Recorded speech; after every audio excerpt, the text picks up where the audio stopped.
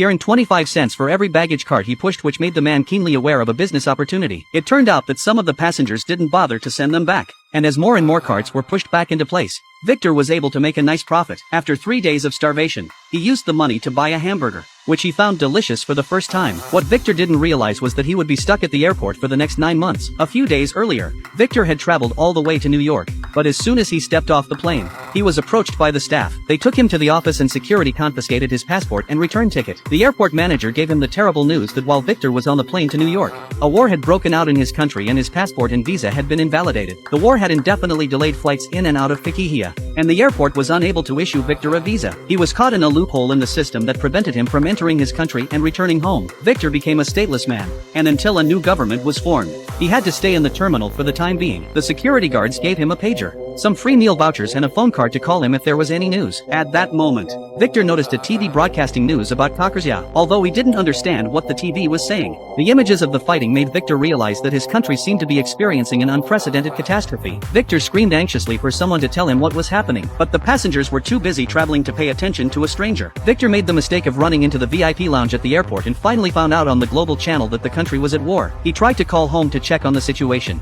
but he didn't know how to use a public phone, and no one around him offered him a hand. At that moment, Victor felt as if he had been abandoned by the whole world and was instantly filled with loneliness and helplessness. As a result of the war, the country's currency had been reduced to a pile of paper, but Victor still had some free meal coupons in his hand. The girl beside him was in trouble. She couldn't cover her suitcase full of clothes. The kind-hearted Victor tries to help, but his own vouchers are blown away.